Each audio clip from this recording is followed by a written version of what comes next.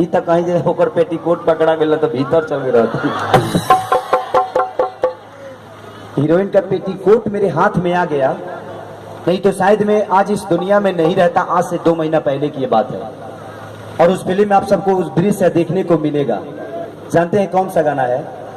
दिखाओ तो कि नींद नहन से चैन दिल से,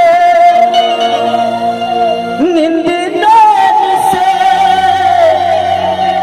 चैन दिल से,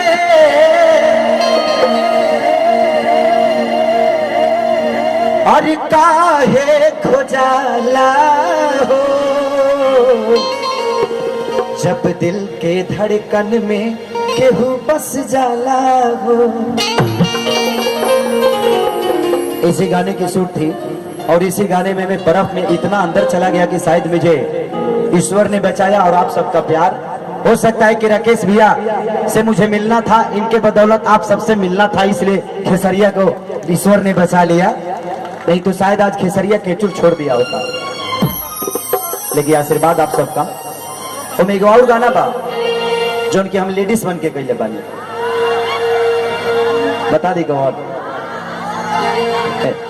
उसमें मैं कौला सामान बनाऊं, कौला ठीक रो ले निमन लागत नहीं, हम लेडीज बनल बनी तो जानते लोग कौन गाना हो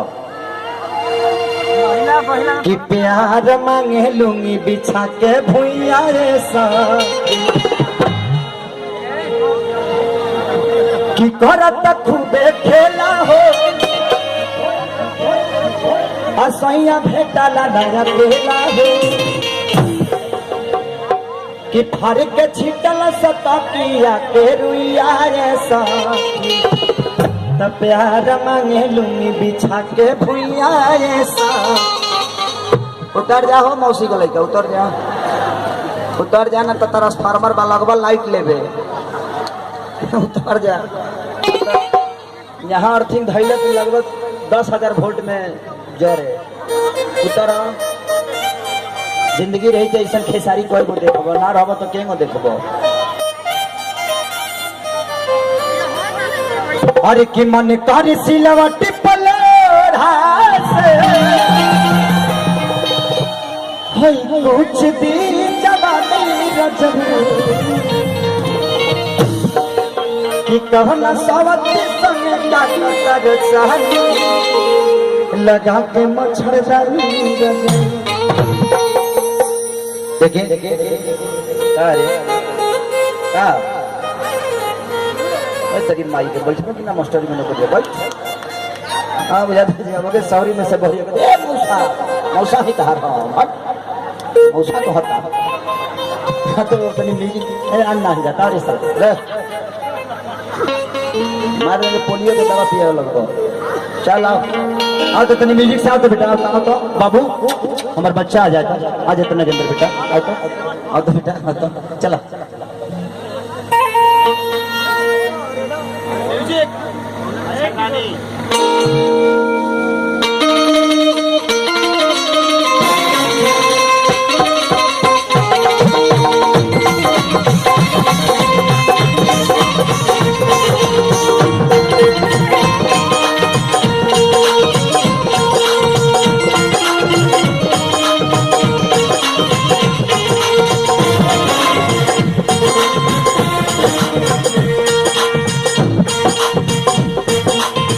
मन काजे सिलावट पलोढ़ा से कुछ भी जवानी रजब, मन काजे सिलावट पलोढ़ा से कुछ भी जवानी रजब, करना सावन संग काट कर चाल लगा के मच्छरदानी।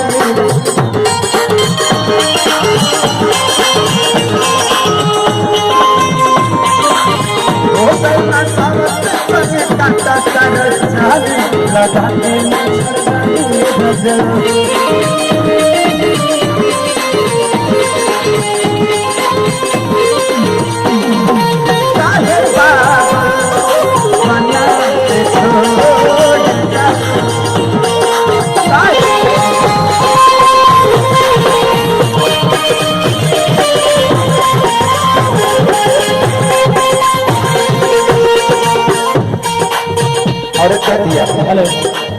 आप लोग माता और बेटी को चले जाइए। आप लोग बैठ जाइए, बैठ जाइए, बैठ जा, बैठ जा, ए बैठ बैठ बैठ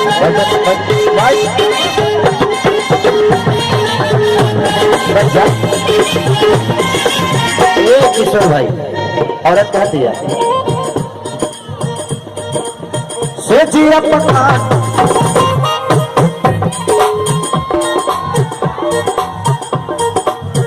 गढ़ता शरीर हो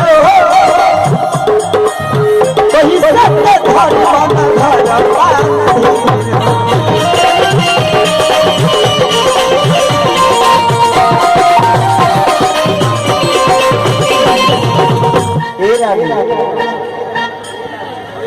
से जिया पता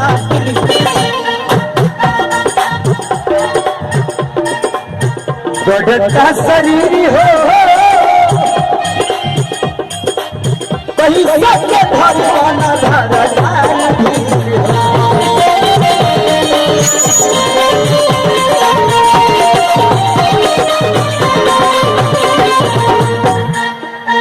नहीं कहे मिलत मुझे और नहीं कहे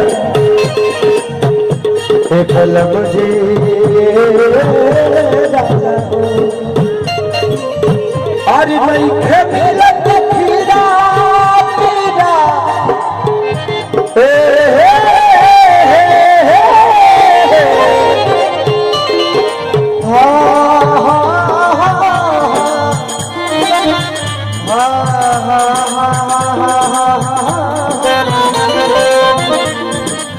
नहीं से मिलत पीरा पीरा से दिया पा नहीं से मिलत पीरा पीरा से दिया पा रोज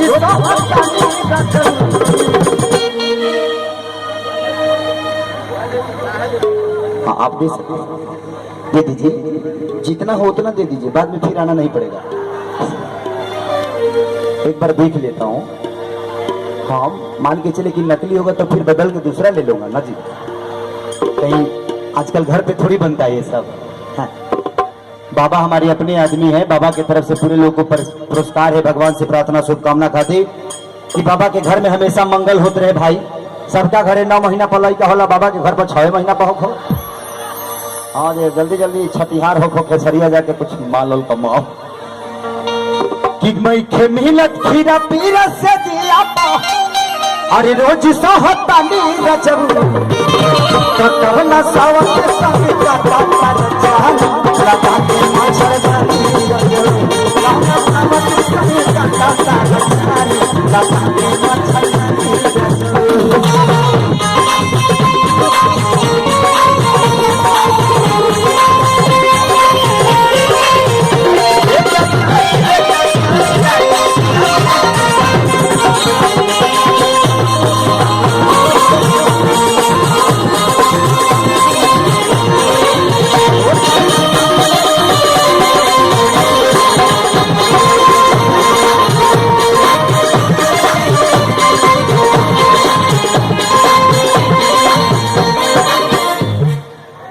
तुम लोग लेस्बियन हो का जी?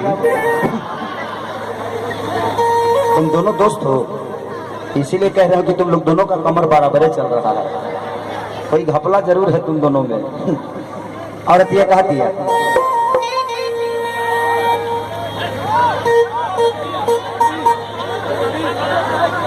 अरे मन जरा दी अरे जवनिया के चैला से अरे बुढ़ापा में का होई बनमुआ पछतैया कि चढ़ल जवनिया जरा दी चैला से बुढ़ापा में का होई राजा पछतैया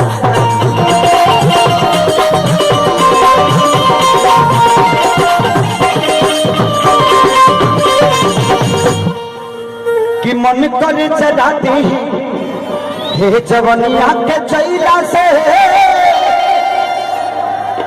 बुढ़ापा में का होई बनमुआ पछतैया। चलिए हमारे उमेश भैया बड़का भैया, हम दिल्ली शहर में जब भी आई ले भैया के घर पर आई जी नागली डेयरी भाई के साथ रहे बहुत बड़ा प्रॉपर्टी डीलर भी हुए, जब भी आइले तो भाई के बड़ा योगदान रहेला। राकेश भैया के साथ एकदम सब भाई दिल्ली से जे भी हमारे परिचित बस सभी लाग जाला केसरिया में। लड़का का औरतिया का कहती है किया जिले नहीं ललिए पलमुआ हो, अरे तू हंसी पलाली रजबू कवना सावत संग काटा कर जान लगा के मच्छर जानी कवना सावत संग